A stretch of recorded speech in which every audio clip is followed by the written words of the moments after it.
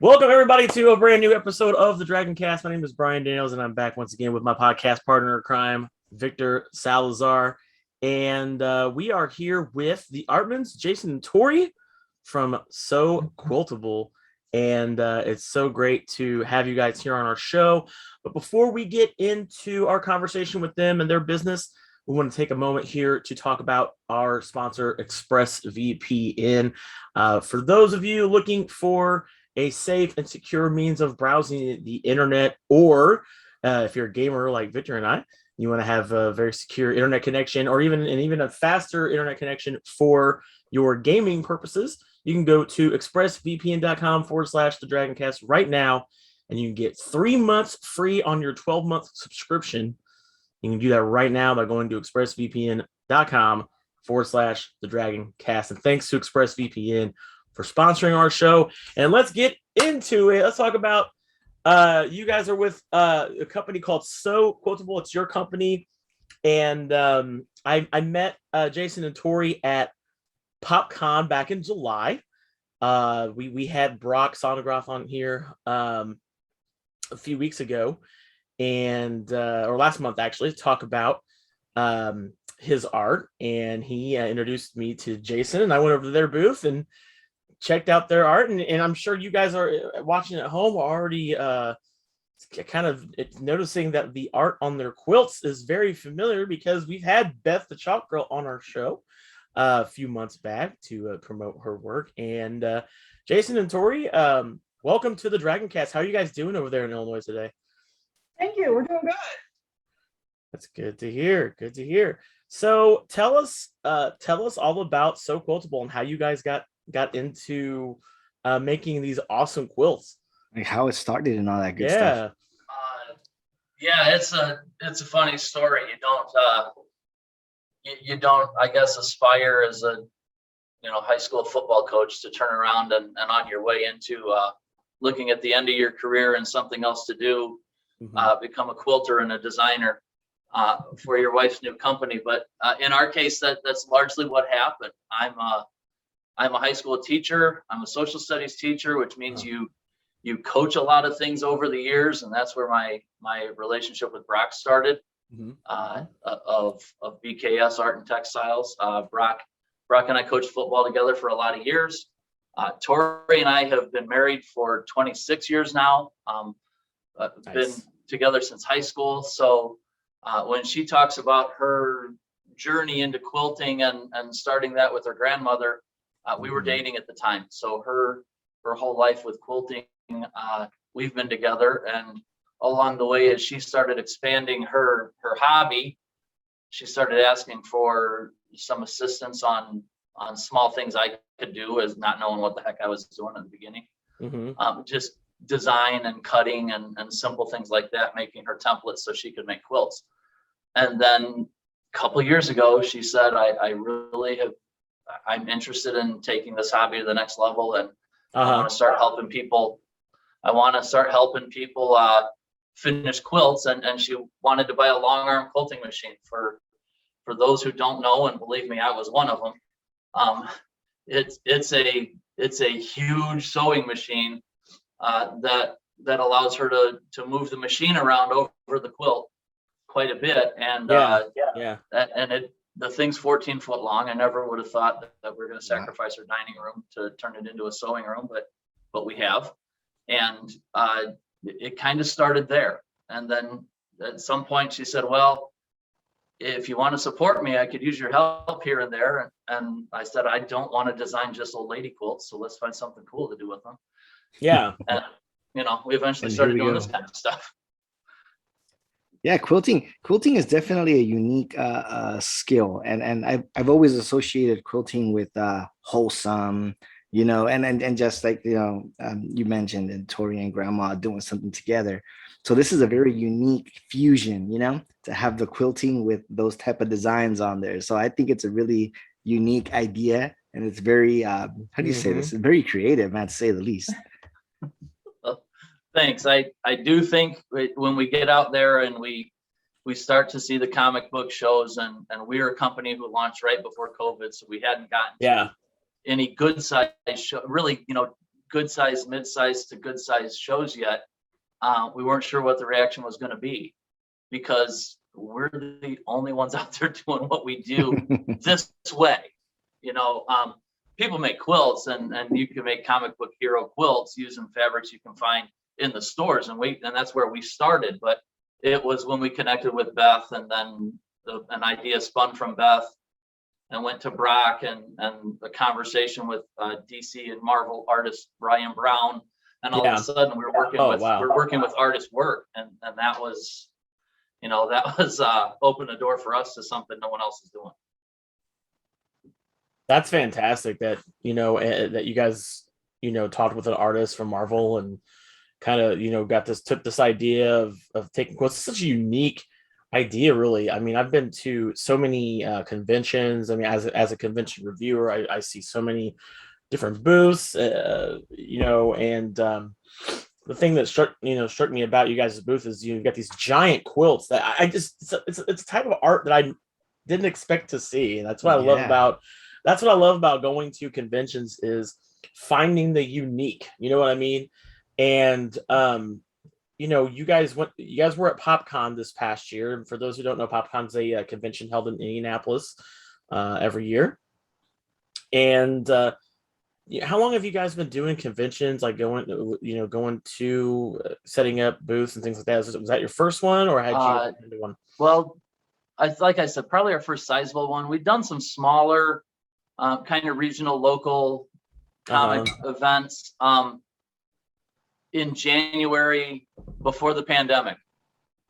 So we had really been to about 3 small shows, and then the pandemic struck, and we had scheduled some other mid-sized to bigger shows, including PopCon, but we ended up being virtual vendors at PopCon. We ended up being virtual vendors at a couple other shows, but that's a whole completely different experience. I mean, you set up in your garage and hope people wander into your booth is a lot different than set up on the showroom floor, where people are going to see you, and you're worried about every angle and every, what can you see from where? How can we get more visible? Yeah. It's completely different than when we set up in front of you guys, and right now, and it's almost like a TV setup. If as soon as you get outside the picture, it's our house again.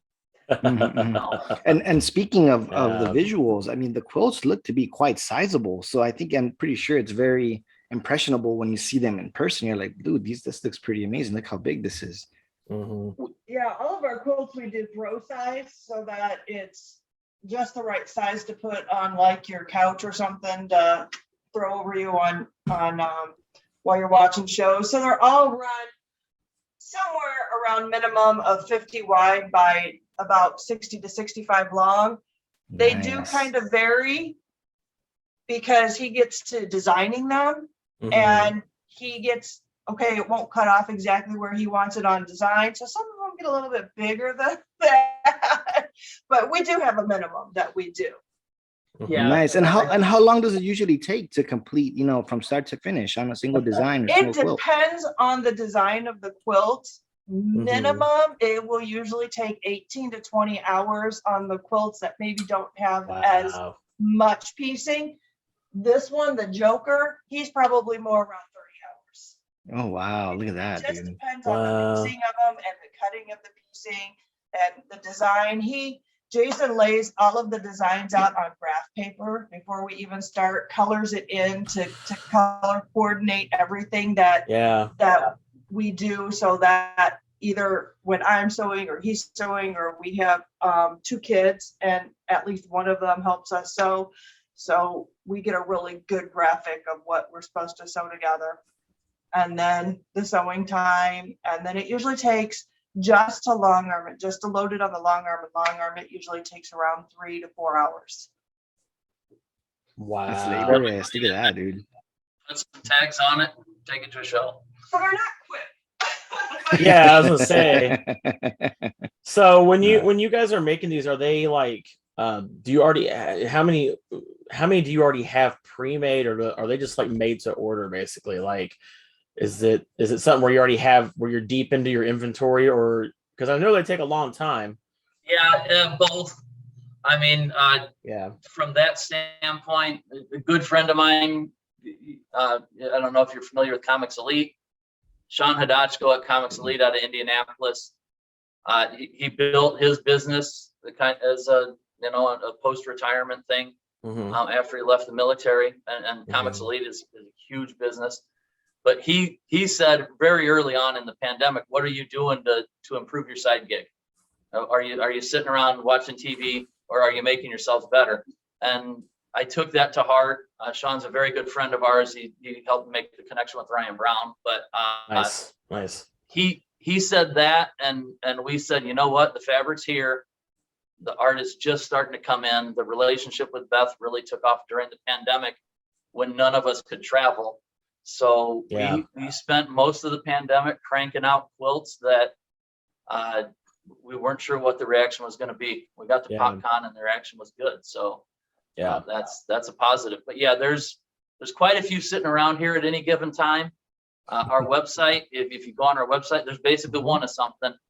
So if you're the second one who wants it, you can oftentimes you can order one, customize a little bit. If it's Beth's art or Brock's art or Ryan's art, we can order more. But if it's a store-bought art that is no longer available, that can be a hunt. We've done some of those where we've scoured the internet and found one or two copies of something in the world, and then had to track them down.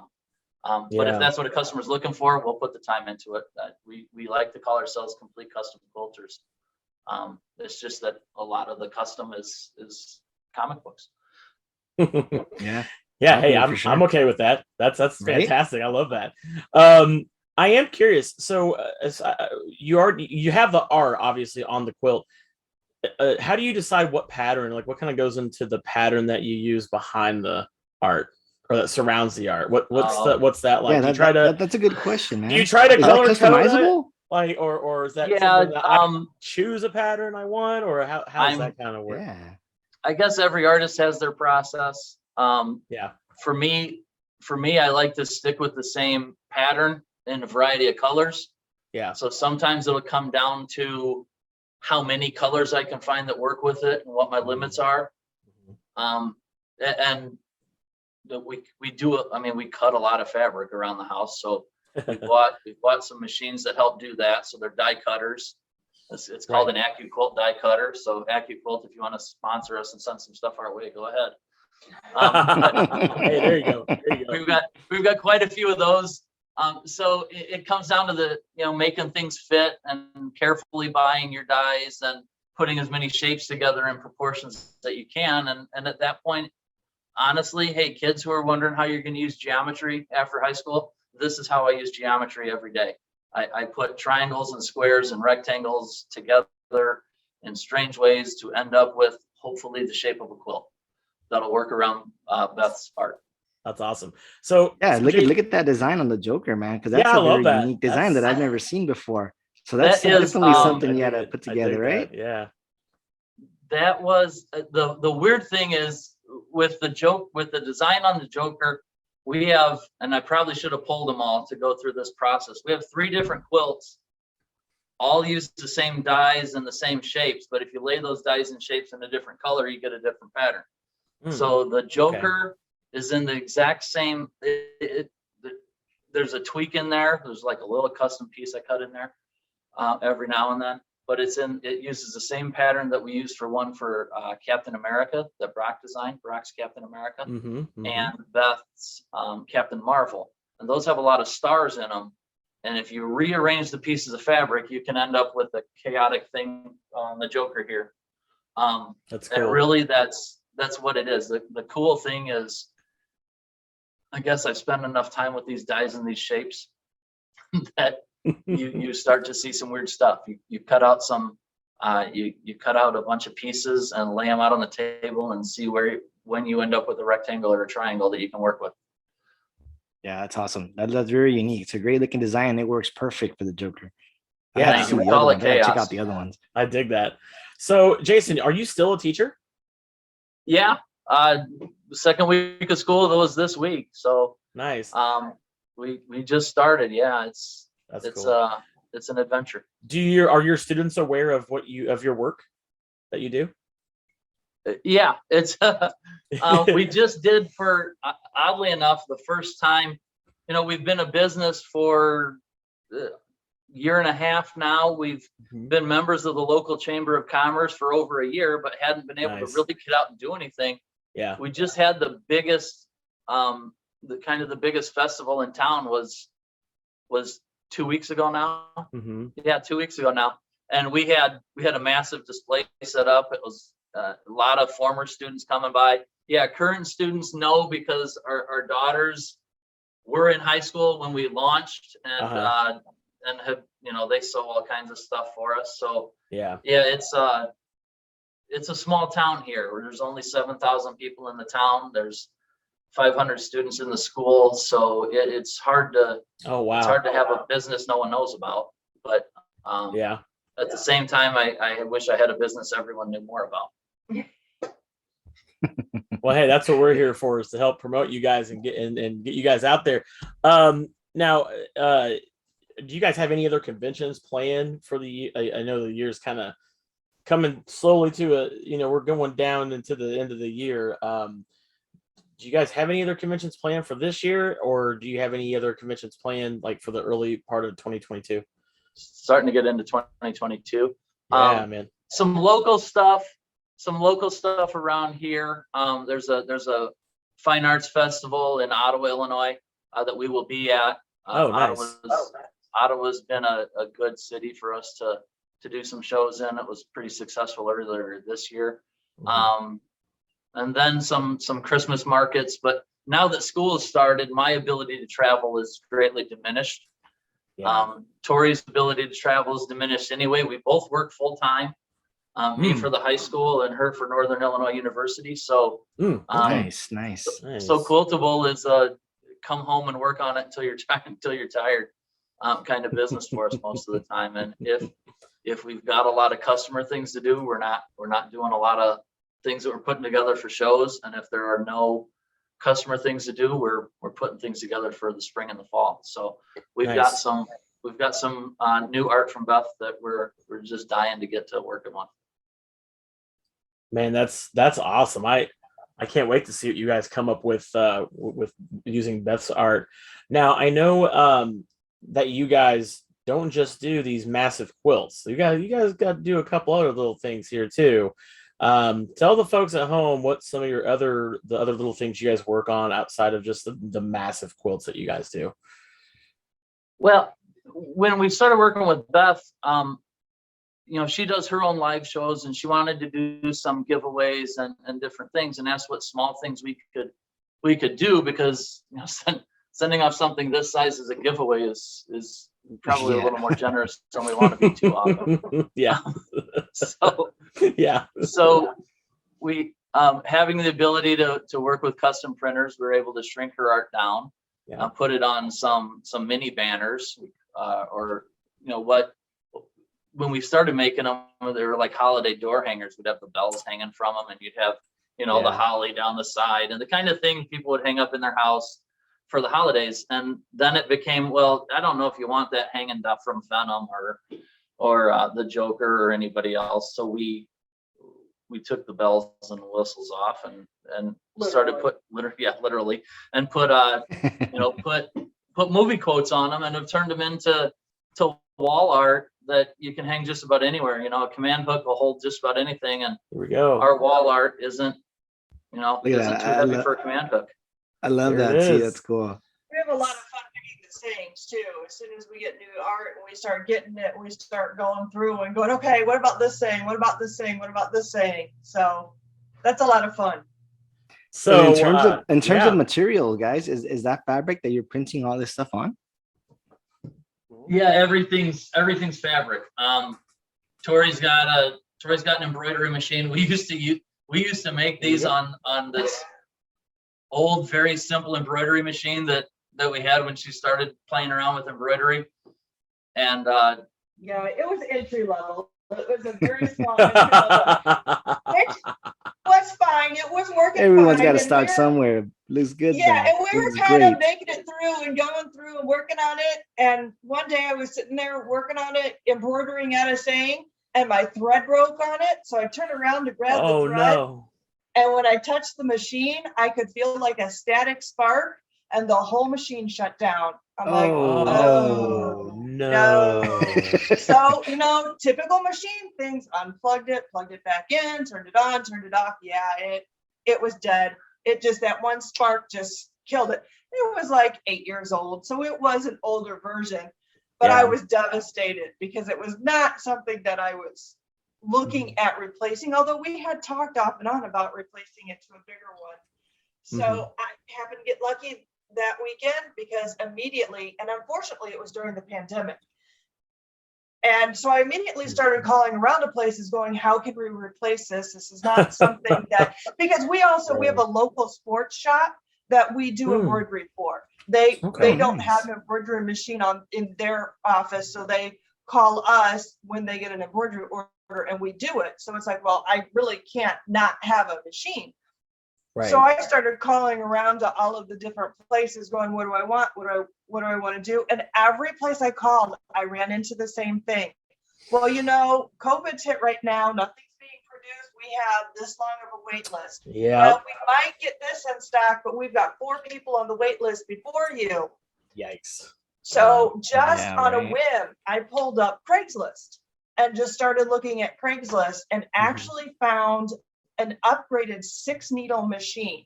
So it's one that's a bigger machine, and it was actually a sports store that was downsizing, and they were selling it. It was an hour away from us.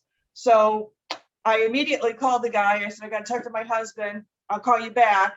He came home an hour and a half later. Within 20 minutes, I called the guy back and said, hey, I want to meet. Can we meet at this time? We drove down. They spent a half hour with us showing us how to do everything. We walked out with it.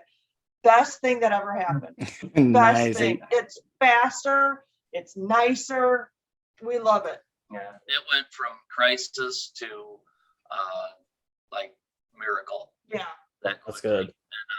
And, but it meant that we could get a lot more of those kinds of things done because they were the old machine. You just had to sit with and babysit. Yeah. And this one, you can kind of set it up. It'll do some thread changes. It sped some things up for us. Yeah. And it allows us to sometimes work on more than one thing at a time, which helps. I can do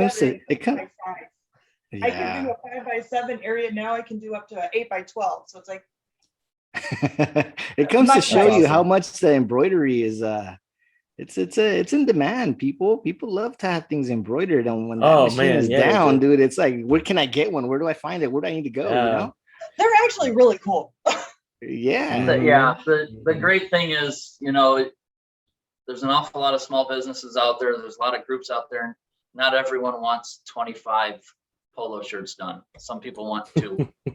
and having a small shop like us, that makes that possible. Yeah, I was gonna ask you guys, and I'm glad you kind of brought that up because you kind of already somewhat answered the question I was gonna ask you. Was since you guys have only been really a business for a little over a year, besides the one you just mentioned, what other challenges have you guys had to face with making these quilts and or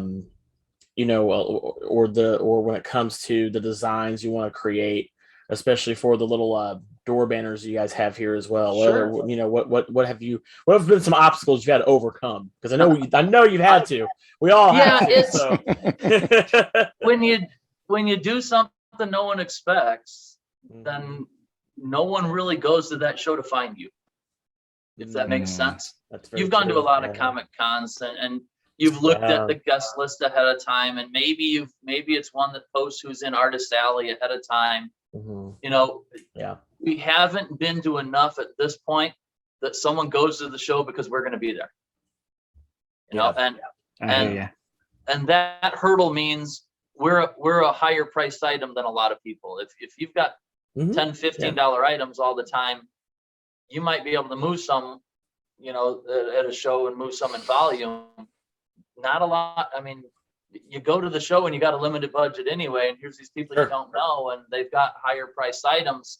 That can be a hurdle. So having quality art, having being able to work with a few names in the business, it certainly helps because regionally Beth is very well known around the Midwest, where she's Yeah. been doing live shows, and when we can throw around Ryan Brown's name, it was great when we got one of his quilts done, and he was posting it in Europe. It was like, wow. Nice. Yeah. How did this get seen in Europe? But that's what happens. Yeah. So that's a constant challenge. Sometimes we're so unique, no one expects us to be there. No one's ready to buy. And I think that's a thing we're going to see as we get out more. Yeah. I will say, the thing about going to shows, as many as I've been to and this covered over the years, for me, I there's some things that I expect when I go. I expect there to be artists or selling their selling their comics and things like that, or or people selling their clothing. And for me when I go, I am there to find the unique things. I don't necessarily because I already anticipate to see some of the more typical things, if you will, that you expect out of a convention. And I don't know how familiar with conventions you guys were prior to getting into this business. We can talk about that here in a second. But for me, it is people like you guys that I do look for when I go to these conventions is that unique, those unique wares, if you will, that you don't really go anticipating when you come to a convention. So I mean, to see something different is what I absolutely love to see, and it's fine. It's just like when I first met Beth several years ago. I think it was like 2018, and I didn't know I needed to see someone make chalk art. You know what I mean? I didn't know I needed to see that. And I didn't know back in July that I needed to see you guys, someone taking not just her art, but their passion for quilt design, like you guys, and turn that into,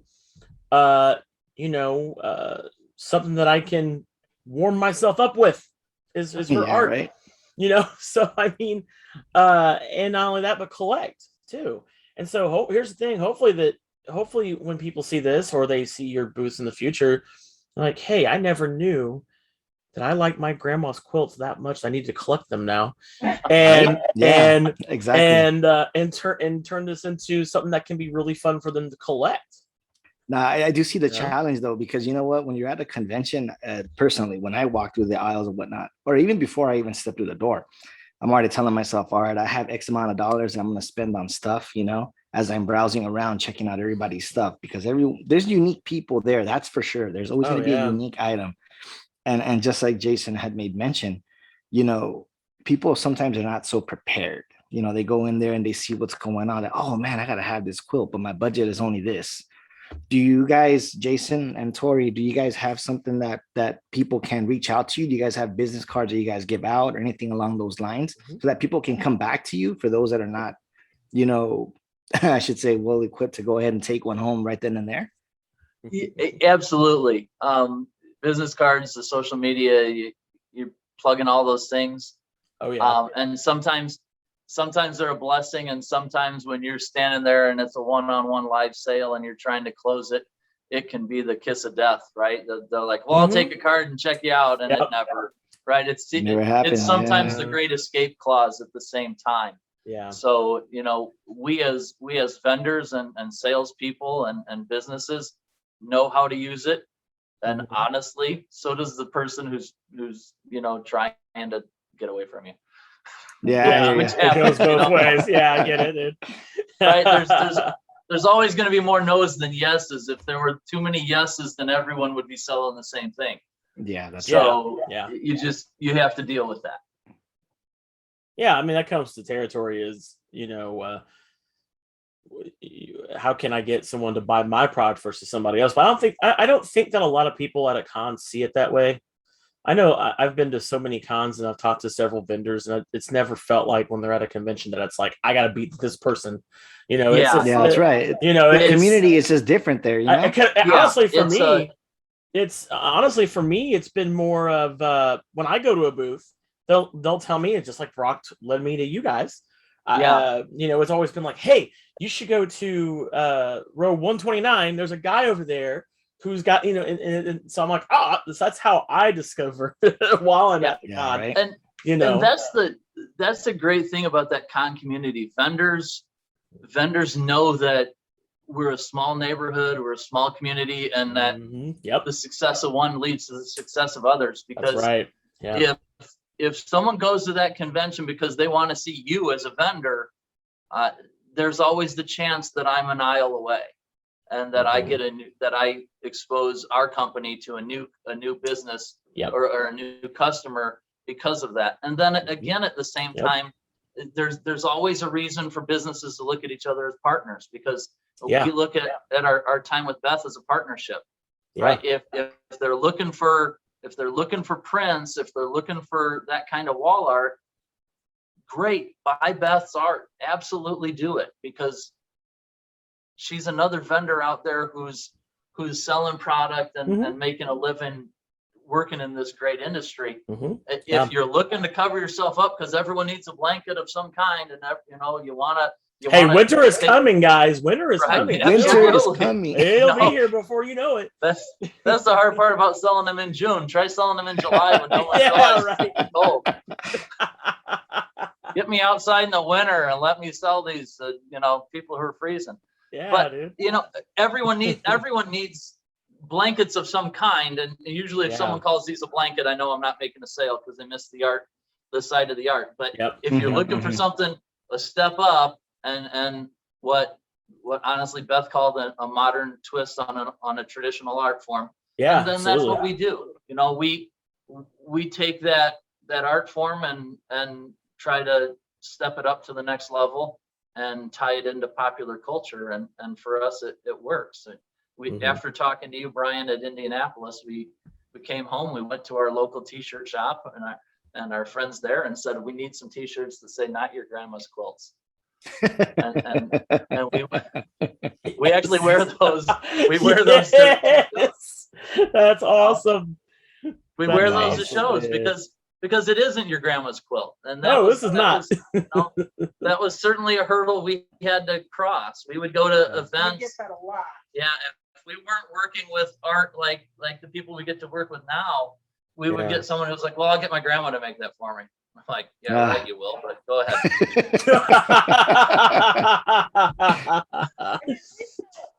We have a couple of lines. We definitely have our lines that we love with the artists and stuff that we work with, and then we have a line that we do have some of the panels and the fabric that you can get in the stores. And this is what makes us different, and this is why working with Beth and doing this, because we did get a lot of those lines. Oh yeah, we can find that. Someone my grandma, my aunt, whoever, we'll just have them make it. So now we're like, nope, good luck. Have fun with that. Place you can find this. Yeah. People are starting to notice that because they tried to get us to sell them the fabric. Yeah. Well, can I just buy the fabric? No. That's how you know you guys are doing something right, man. Yeah. You're trying to get your pieces No from doubt, let me have that, Yeah. So I got to ask you, I know I kind of touched on it. I said that we talked about this. What's your experience been with conventions prior to doing this? Like, had either of you been to any conventions before, or, what's that like with you guys before this? I said Brock and I have been friends for a long time. We started coaching high school football together in 2006. We had a very successful run where I was a very insignificant part of the coaching staff, but Brock was incredibly influential, and we made a very successful run in the longest playoff run in school history. Oh, that's awesome. Which was fun for a few years. But like all good things, those come to an end, and our paths took different directions. My kids were playing soccer. I went over and coached soccer for a few years while he was coaching football. And around the same time, we both left for different reasons. But we both left coaching, and I turned to him and I said, "You know what? I've got this friend who has this comic store, and he keeps showing these things from conventions, and Sean at Comics Elite does those live sales on Facebook. And I said, let's go to a convention. There's one nearby. So I finally kind of twisted his arm. We both had an interest in comics, and we took our wives along because there were enough panels that were for their interest. That the people from Charmed were there, and the people from Harry Potter were there. So we knew they could be entertained while we were off looking at comic books. There you go. And comic art. Yep. And so Brock and I started going to a few, and every now and then we'd find a chance to escape and go to a small show, a regional show. And then at one of them, in probably 18, you mentioned 18 earlier. Yeah, there was this girl there drawing with chalk in Schaumburg, and she was drawing Rocket and Groot on this massive canvas. And it's always funny because sometimes I'm a lot more bold than Brock will be. So he was enthralled with the process, and the art teacher in him was wanting to ask questions, and I said, just ask her, go ahead. Yeah. And the guy at the booth was, it was her husband Kyle, who kept saying, well, just ask questions, just go ahead, she'll turn around and answer. And so he struck up a conversation and got to know Beth, and Brock made arrangements for her to come visit the school. And so she came and visited our students and did some presentations and brought her original work in.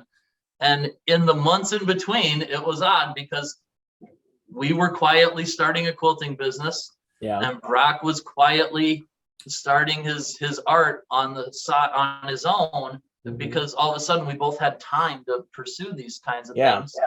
And by the time Beth came and did that visit at the school, Brock had launched his business for a couple months. We had launched our business literally for a couple days, and we all three of us ended up at the same comic book convention in DuPage that January. And that kind of started the relationship where we started sharing art and promoting each other, and paying residuals for art that sells on quilts. That's really awesome. Good. But we also, besides like the kind of medium-sized one that he's talking about, we have also ventured to C2E2 a couple of times. In fact, our daughter that helps us sew these things wanted to cosplay. So she actually made herself a bell dress, the big yellow bell dress. Nice. The second year we went to C2E2 went in the bell dress. So, I mean, we have at least done the big cons too, which I enjoy walking through because I love to sew so much. And I don't just love quilts. I like her, I like to do costuming stuff too. I don't get a lot of time to, but I do like to do the costuming stuff too. And I like to walk around and see the costumes. I like to see the other vendors that are out there and what they have. And especially the ones that do the handcrafted ones. And the zombie behind me came out of C2E2. That was a conversation at C2E2. Nice. We were at the Comics Elite booth. He had Ryan Brown as a guest artist, and we had been to Comics Elite. We had sold a couple quilts on their live sales. So the employees at Comics Elite were asking, what are you working on now? And Ryan Brown said, hey, what do you got there? So I showed him some photos, and he said, well, would you make a zombie quilt? And I was like, sure. We'll put zombies on both. Yeah, nice. Someone will like it. And enough emails and interactions later, and people get between projects, and they start to send you art, and that turned into this one behind me, and another that sold at Indianapolis. So it's funny. The convention is a chance to network. It's the chance to be a consumer. It's a chance to go and just geek out over whatever it is that it is you have a passion for, whether you want to see the art, which is what I mean, I don't read the books as much as I want to see the art, and I love the art side of things, and she loves the costume side of things, and if it's got the right panels, then you got the panel people there, and I hope you wander through the vendor hall and buy a quilt, because chances are it's going to be one of ours. That's awesome. Yeah. And you know what? I'm going to touch base really quickly on the quilts once more. We've talked about the machines, 14-foot long machines. We've talked about needles and all that good stuff. How much of it is hand sewn? How much do you use your hands for getting into these quilts? Really, it would take forever. At the hours we're at, we're doing a lot of machine. You're doing hand on some stitching here and there, but I grabbed a whole lot of stuff and brought it over because I wasn't sure where you'd go on the process. But if you want to, we'll walk through the process real quick. Yeah, go for it. Yeah, let's do it. Show us what goes into it. I'm gonna adjust. We started with one that we're working on currently. I think I hinted at one point, but Beth just sent us her art of the Punisher. So I'm working on a Punisher design, and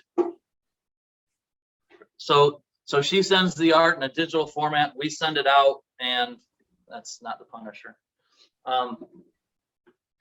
And then we send it out to a printer who custom makes fabric for us, and I printed it as big as I can, so that you're getting a big image on the quilt. So this is somewhere in the neighborhood of 36 by 42. Oh wow, that's so Look cool. at that. Yeah, I love that. That's nice. Which is Beth's art, and we make sure we get her Chalk Girl logo on it. And so I've got a 36 by 42 image, and then I start to look at color. So looking at that, I'm going to use whites, and I'm going to use grays, I'm going to use blacks, and a variety of reds. To me, that's the colors that jump out at me, and that's what I think I should use. Yeah. So I'll look at what we have that does that, and at the same time, it's the Punisher. I want some kind of masculine design. I'm not going to design these things with flowers and things like that. So the artist in me says hard lines, clean cuts on color and make it look like it's blending. Yeah. So I'll sit down and play with shapes and play with proportion and sketch something out for Tori. So there is a drawing of the Punisher. Okay, so there's the art. Okay. It's on graph paper. The world's seeing this for the first time. That's cool. So that is alternating red and black, burgundy and gray stripes with some white stripes struck in there. Nice. So then all that's got to be hand cut, or it's got to be die cut from the fabric. So we will start cutting pieces, and this is the tiniest piece that's in that quilt. There are hundreds of little triangles that big. That's awesome. So at this point, I only have the one color cut. So we'll take all those triangles, turn them into squares when we can, and then turn those squares into, or start attaching those squares to rectangles, so we get some bigger pieces. And at some point, we'll have them all together, and we'll have a sewn top. So this is another of Beth's recent ones.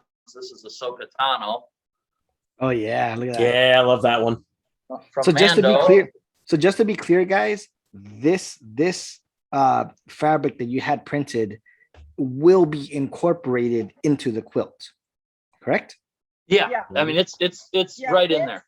The panel is basically that area right there. Yeah. And then we sew all of the other fabric around it. All of our process is mechanicalized. I mean, you ask if we hand sew it. There's a difference between actually using needle and thread with your hand and hand sewing pieces together, which takes a very, very long time. It would take us months. Yeah, it'll take forever. Yeah. We use the sewing machines, and like we talked about the long arm. Now with my long arm, I hand guide everything. So I am actually guiding the machine back and forth, putting the design on it. There are machines out there that you can lay the quilt top on it, program the design that you want, hit go, and it will automatically do it. Yeah. Mine won't do that. And that's exactly what I wanted to know, is how much is actually hand. I should have reworded it, but more hands-on, you know what I mean? More hands-on, yeah. All of the time that we have in these 20 to 30, 35 hours is all physical hands-on. None of it is except for like if we do the embroidery, of course you load the machine and the embroidery puts it on. Right. But all of the sewing and everything is all our time from start to finish. There is no just loading it on and it just goes. It is all everything that we do. A lot of small sewing machines all over the Yeah. house with different projects going at any given time. Wow. Yeah, so Nice, dude. this It's a is lot a of work. That's awesome. that's ready to be put on the long arm for me Yeah. to put the design on. That's great. So I want to ask you guys a question for those out there who,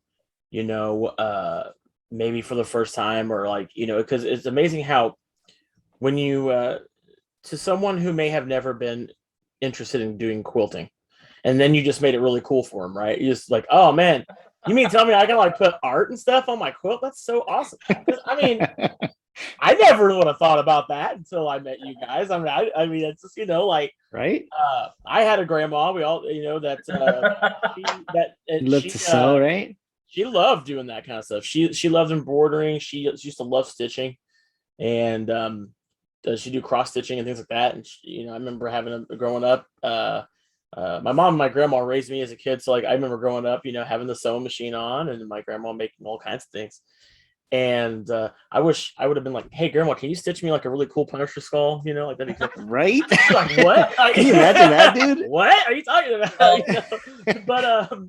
But I'm curious, if there's someone out there who's seen this for the first time and it's like, dude, I want to get into that. Like, what would you tell someone who wants to get into stitching or maybe even doing their own quilts for the first time? What would you recommend them to do, or what guidance or advice would you give them? I love trying to talk people into learning how to sew and to do stuff because I think it's great. We have friends that don't know how to sew. In fact, a couple of years ago, I was doing alterations of like prom dresses and stuff, and I don't do that anymore because I don't have time to do it. But they're always like, "Oh, I can't even sew on a button or anything."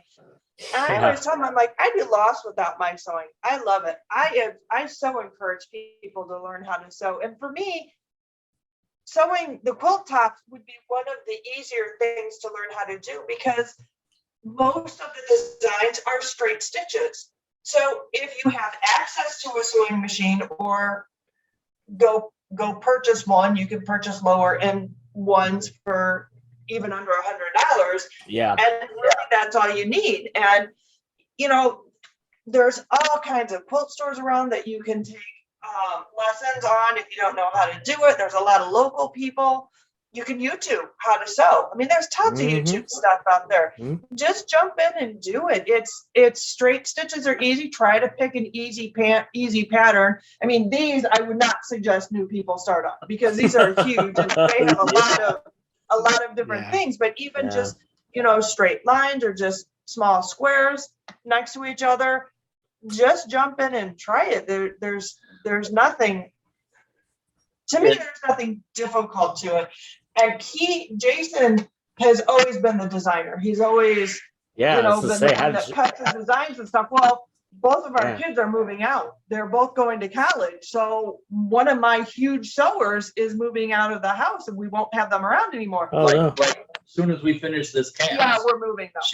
She's moving up to school. So we're going to be down. We're going to be down someone who keeps Tori working on the really specialized end, which is the quilting part. Yeah. So in June, I was sitting around the house and wondering why we had a backlog of things that needed sewn.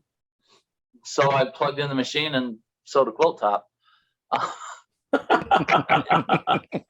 had no idea what I was doing, and it took me all day. Yeah. But when I had trouble, I went to an expert, who happened to be 20 feet away, and had her walk me through it. And it's good. It's good enough that we've got it, in our inventory. We sell it. It passed her quality standards, which are pretty dang high. And it was just one I wanted done. So I picked up a machine and started doing it. And that's really that's the first step in any artistic process. I don't draw. Yeah. My best friend is Brock. And he, I literally walked into his classroom the other day we were on a weird schedule. I had some downtime. I went in and for 15 minutes watched him teach kids how to draw and was completely fascinated. But at the same time, I don't pick up the pencil and do it. So, I teasing him that he didn't want to talk to Beth and he got intimidated there. When it comes to the pencil, I'm intimidated. Give me a ruler and give me grid marks and give me geometric shapes I'm familiar with. Yeah. And if I have to make a circle, I'm using a compass. That's all there is to it. Yeah. But, it's like any other creative process. Jump in and try. And anything special. We have different tools that, because we use them all the time, they make our life easier. There's cutters that you can get out there to make it easier and faster to cut your fabric and to cut them in straight lines and to do the measures and stuff. We have the die cuts that make it easier, but this is to start on something like this, you can even do it. And actually we have somebody who's doing it this way. You can even do it without a sewing machine. Really, if you want to, you can do it, like you said, hand sew it. You can do it needle and thread by hand. Because I have the long arm, besides doing all of our stuff, Jason mentioned that we have customer stuff that we do. If somebody sews a quilt top together, a lot of these size and even bigger, the ones for twin, queen, especially king size, are very hard to piece all 3 layers together on what we call a domestic sewing machine, a regular sewing machine. Sure. So they'll sew their quilt top together. They'll bring it to me, and I'll put it on my long arm, and I'll quilt the whole thing for them so that it's done nicely and it's done that way. We have a friend that's a customer of ours that cannot use her sewing machine to piece her quilt tops together in a way that she's happy with. So she does it all by hand. Yeah. So you don't even need a sewing machine, at least to put the top together. I used to actually hand quilt all of my quilts. When I first started out, he said that he told you that my first quilt I did with my grandmother. I did my first quilt in between my sophomore and junior year of college. And I picked the wrong pattern. I picked a pattern that was called a wedding ring pattern, which is like that size piece that he showed you. That's like this big. That's all it was that size quilts. And I did it as a queen size. So oh wow, it was a big. That's a lot of pieces. Yeah, it was a lot of pieces. Yeah. So I spent all of my Christmas break with my grandmother, and she had a hand quilting frame that was set up in her living room. Her and I loaded the quilt on the frame, and we sat right next to each other like Jason and I are doing now, and we hand quilted it. We took the whole 2 weeks of Christmas break and hand quilted the quilt together. To this day, I still have the quilt. My grandmother has now passed away. I still have the quilt and I cherish it. So you don't need anything special. You can decide if you want to do 6-inch squares on the quilt. You can take a piece of paper or take a piece of cardboard, cut out your 6-inch square and put that on your fabric. Draw it out with a pen. Use your scissors to cut it out. Cut it 6.5 by 6.5 because you're going to have a 1/4 inch seam all the way around. I never knew that. That was new to me. I was like, you want a 6-inch square? I'll cut you a 6-inch square. No, you got to add however much your seam is going to be because you're going to stitch the 2 together and you're going to lose some fabric. So that's part of my thinking all the time now. It's like, oh, she says a 6-inch square. Does she mean a 6-inch finished square, or is it a 6-inch cut square? And a 6-inch finished square is a 5.5. It's a 6.5-inch cut, and a 6-inch cut square is a 5.5-inch square. Man. So all of that matters to me as the designer when the end product has to be a certain size. Yeah. But really, it's like any other art. You guys are vloggers and podcasters, and when that started, it was new for everybody, right? And you didn't know it until you tried it, and there's a learning curve. It's just like anything else, there's a learning curve. We make plenty of things that we think are good ideas, and then we decide they either take way too long to make, or they're just not something that we think is quality enough to sit in a booth and us put our name on, and those become things the dogs to destroy. Yeah. Man, the big thing about this whole thing is, we got this pandemic going on right now, and it sucks and it's horrible.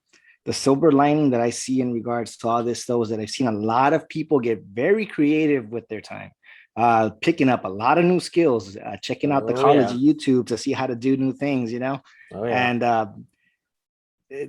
people have just picked up skills, man. I see Jason here quilting for the first time, I think it's helped. I think it's helped us in the standpoint that so many people realized they had a sewing project that wasn't finished. So they picked it up and finished it, and then they went, okay, I'm to the point I no longer have the talent or the machinery to finish it. Then they come to us, and that's why, you know, when we started, I said we're full custom quilters.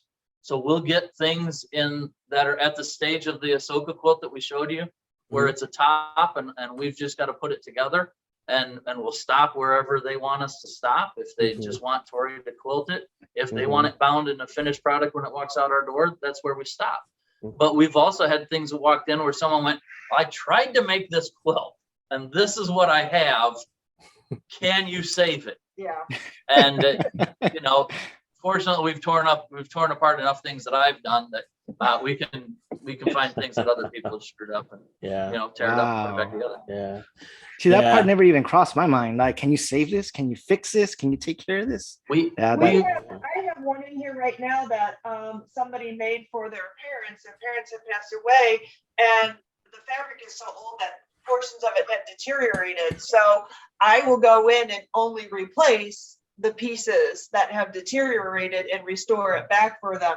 We've had somebody come in that it was one that I think their grandmother made, that it was, I think everybody has or knows of ones where the grandmother had like the yarn, that they brought the yarn up in between and tied it that way. Well, it was kind of moving around a little bit more than what they wanted. So we brought it in and we put a whole new back on it and actually quilted over it. We didn't change anything on the front. The ties were still there. They could still see their grandmother's work. We just restored it. So, I mean, we do everything. We do everything from memory quilts. We have tons of t-shirt quilts that we do. We've had people bring in clothes of loved ones, and we've either made like the t-shirt quilts, or we've actually designed quilts and used the fabric to make like a traditional looking quilt from start to finish for that. We've done that. Like he said, we've had some come in that just need to be restored and repaired. I've done a couple of those. Right. You know, we do our own stuff. So we had a couple of customers who wanted traditional quilts, certain size, certain color, and we've worked with them to pick a design that they want and sew them from start to finish. So we pretty much, with quilting, cover everything. Done in everything, yeah. That's awesome. Yeah, I mean, you know, as I said, I go to these conventions, and I mean, I'm good at writing and podcasting and making YouTube videos. And when I go to conventions and I look for things I know I would suck at, and tell you what, I don't think I could ever, you know, do a quilt. And if I tried, it would be bad. I'd be the one coming to you guys saying, "Hey, can you help me with it?" I can't fix But this. no, but 3 years ago, I would have told you I'd never do one either. yeah, right. But I've got a couple under my belt, and probably 200 some designed already. Yeah. But awesome. yeah, it's just, you know, I guess that's the great thing about the convention world and the convention life, is there's so much variety out there.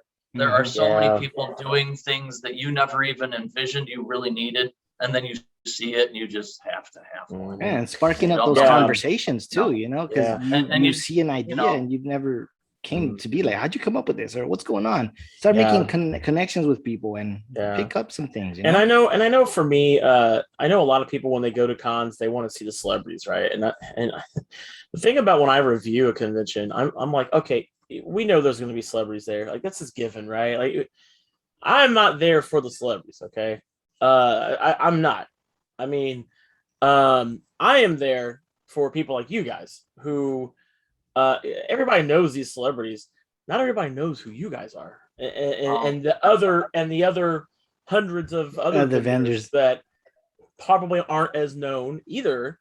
You know, I mean, like I tell Victor, and I talk about this all the time when we have somebody on our show, you know, who's kind of trying to get out there, is that you know, we did a video game podcast several years ago, and we had indie game developers, and that's sort of like the scene at a convention is, they're all grinding and trying to get their content out there. They're trying to show the world what they are passionate about. You know what I mean? And for people to take home something that they have worked so many hours on to get the name out there. And like you guys said, it's a grind. It's a rush. It's really a rush when it is. Yeah.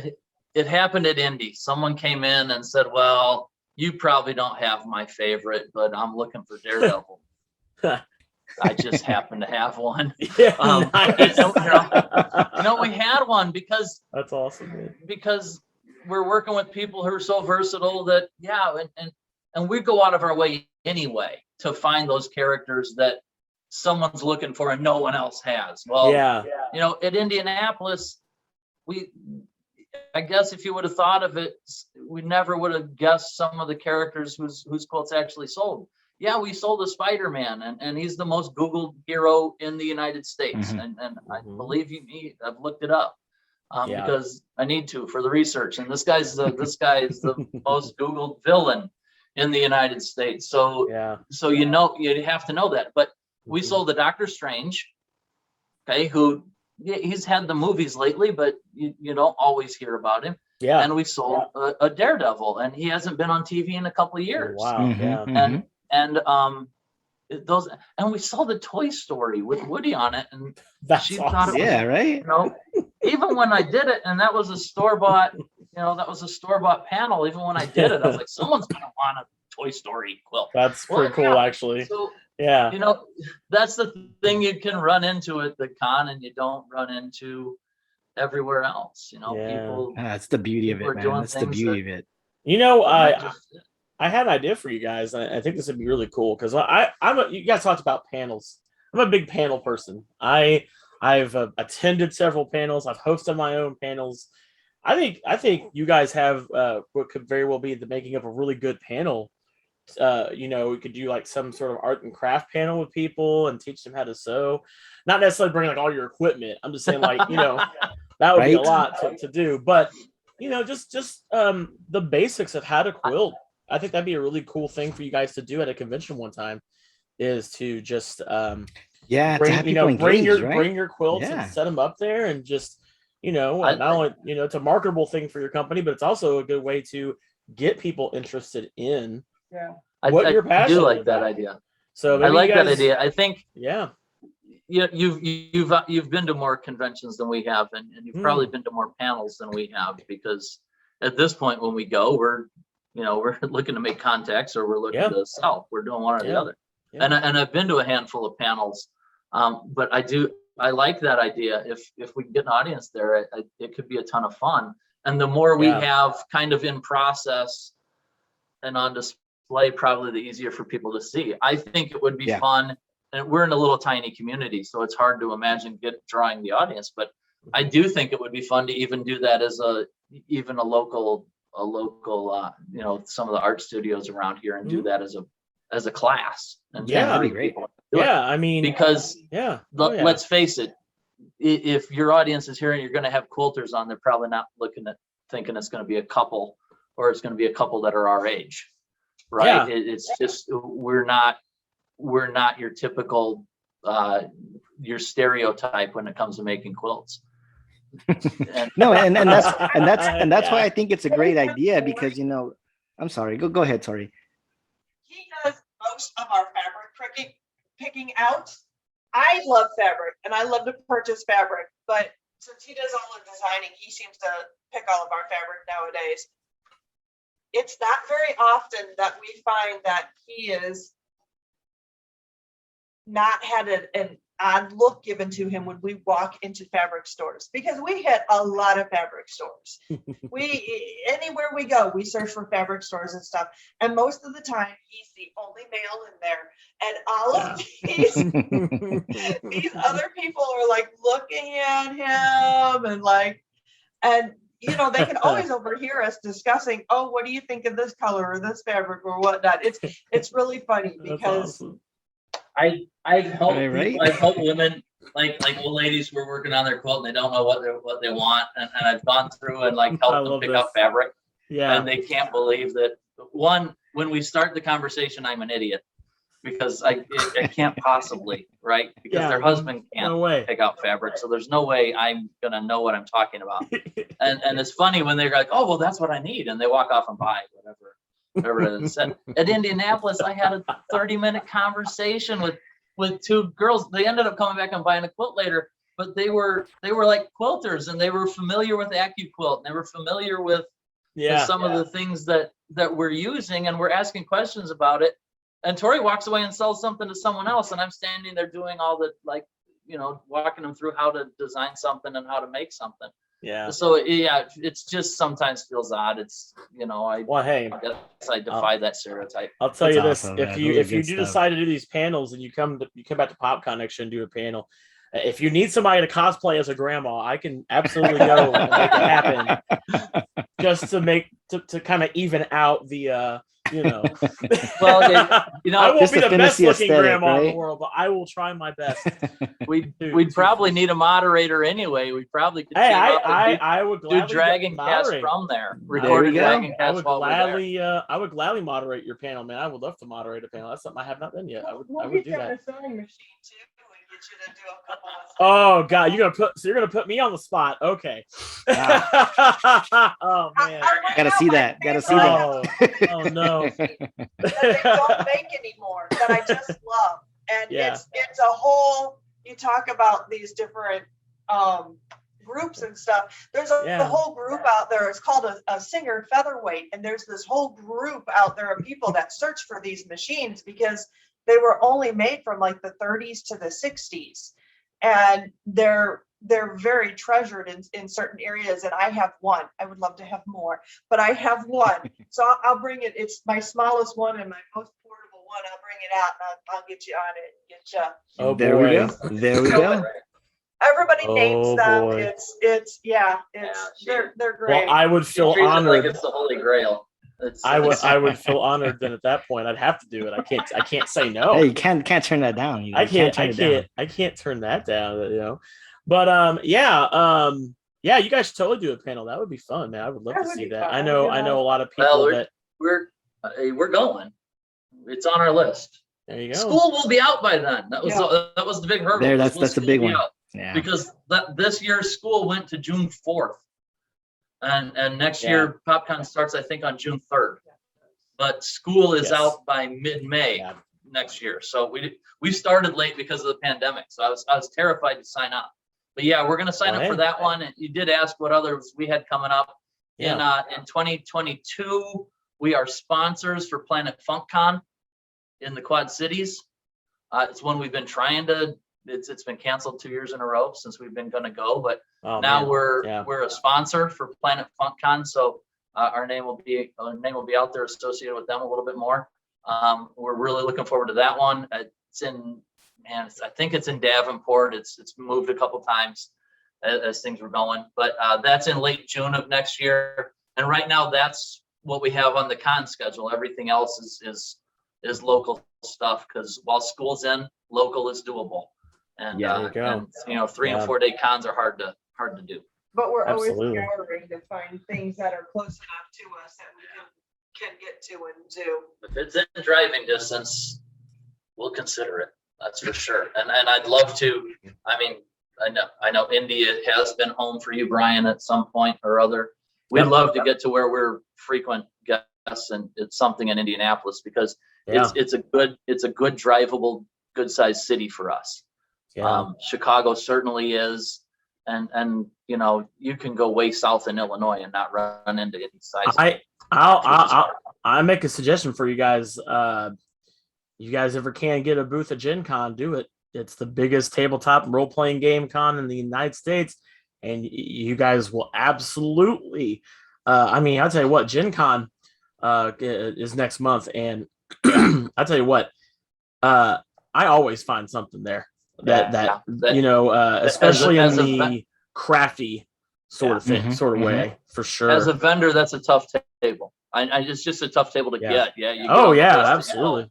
So I think we're on a waiting list this year, and it didn't pan out. But that's one that everyone keeps saying. Gen Con.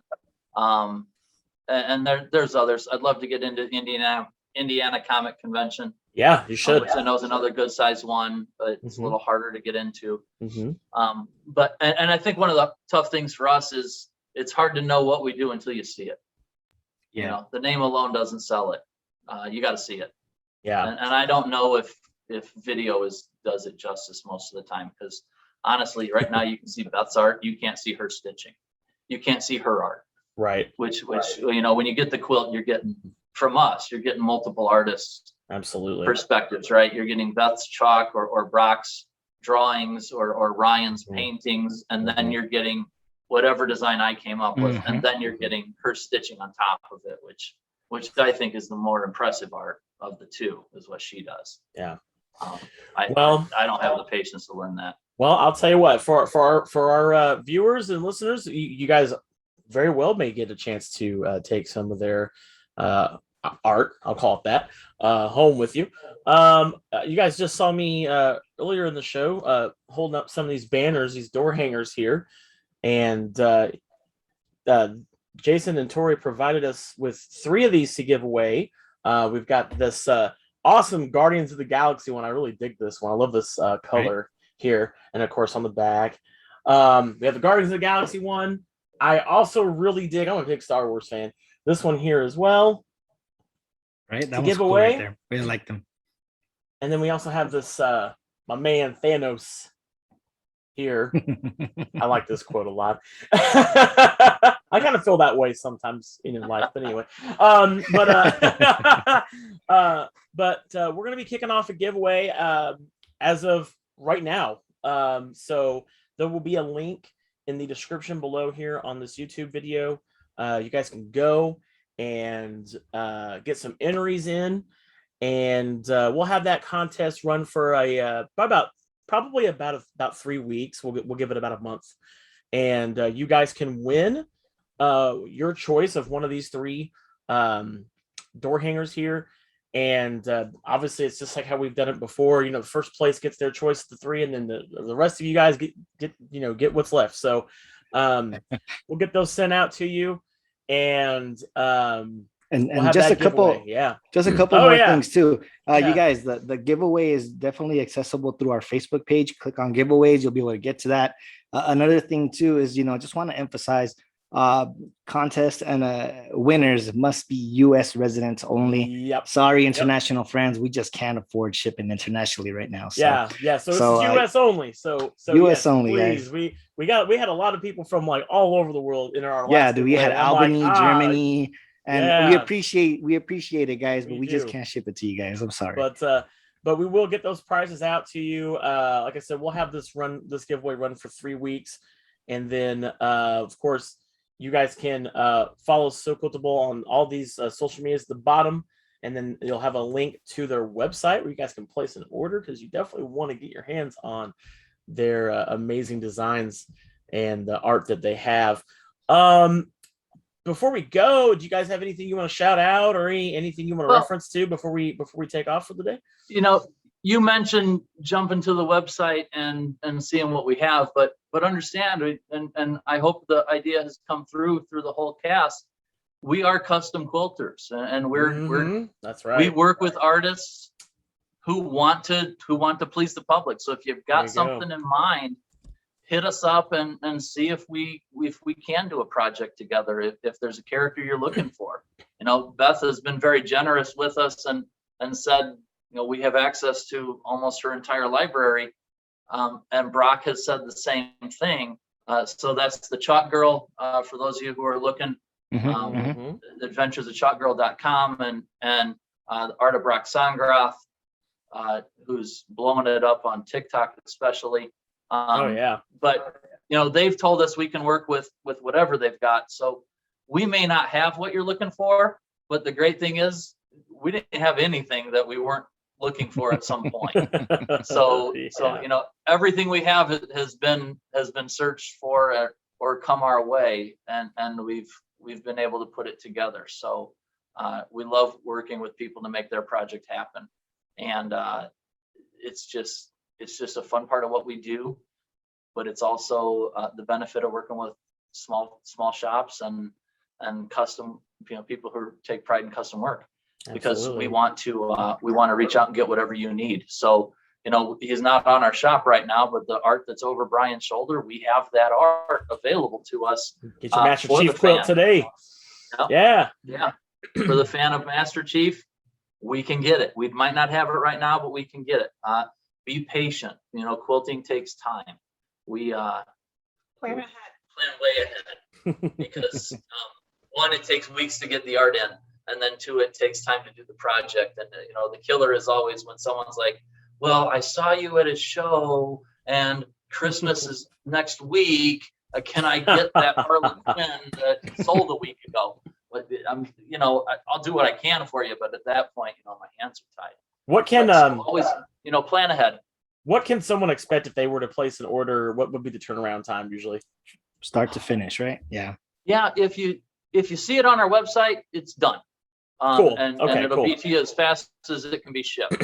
Because the way our website works, we've got to ship it within a couple of days to get paid. So they're Nice. done. If you're looking at a special order, special project, Say a commission or something like that. Yeah. or we're looking on something that we don't have fabric for in the house, because obviously we have to store everything somewhere. If we have to digitally print it, it's going to take a couple weeks there, and then Okay. a few weeks for us. So sometimes we say 6 to 10 weeks. Mhm. We hate for a project to be sitting here for 6 to 10 weeks. It drives us Sure. crazy. Yeah. In the long arm quilting world that Tori was exploring when we started this, people are waiting 3, 6, 8 months just to get something sewn together. We don't want to be that. We take pride in turnaround. So while we tell you 6 to 10, believe me, I'm pushing at 4, and it's driving me crazy at 4. Yeah. That the order sits there. So we had someone just ordered something custom a couple weeks ago, and we told them it would be multiple weeks, and we'll probably finish it Monday or Tuesday night. Nice. So that's our target's always to beat whatever time we tell you. But I just ask people to I right. don't want people to get unreasonable and get worried about it, because they do take time. The one girl wanted a Snow White, and Tori had to scour the world for the fabric, and it was in Australia. I found one panel. Oh wow. That took us a year. Wow. That took us a year to collect everything she wanted and Yeah. finish it and be the right time for her. Mhm. So that's an extreme case. Those don't happen very Sure. Yeah, Sure. the Snow White fabric is out of print. So I literally, it's not, I found one design, I found one panel. There was exactly one panel out there that I could find to purchase to get my hands on. Wow. So, sometimes it takes us a little while to get Yeah. stuff that's Yeah. hard to find. It's all unique pieces that I'm sure that you guys were not gonna find anywhere else. You know what I mean? So Yeah, this is absolutely. definitely We works of strive- art.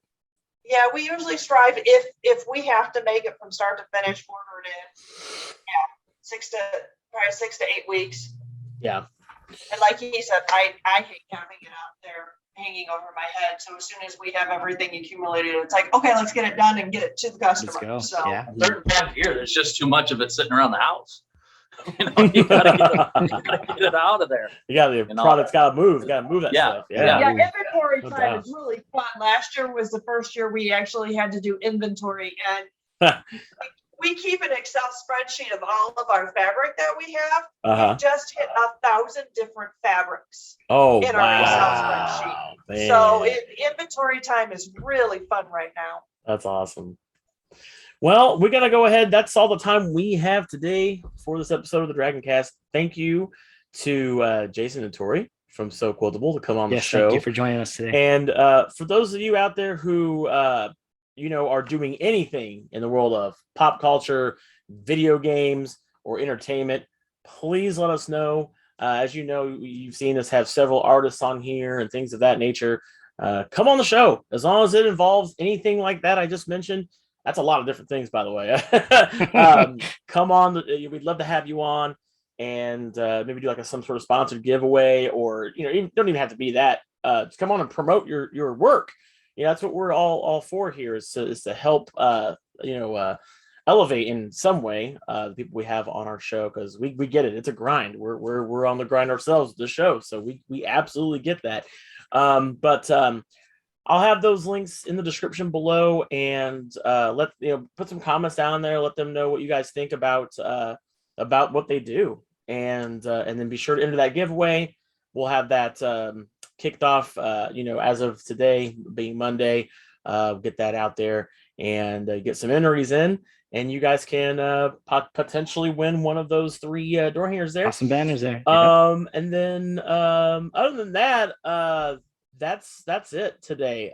Thank you guys so much for being on the show, and hopefully I'll run into you guys maybe PopCon again next year. I know I'll be there. I'm always there, so I'm gonna be there too. What's wrong with you? You better man? be there. We are gonna bump into them. You better be Victor. You better be there with me. Dang it! I want to have a show, man. I want to have a live show, dude.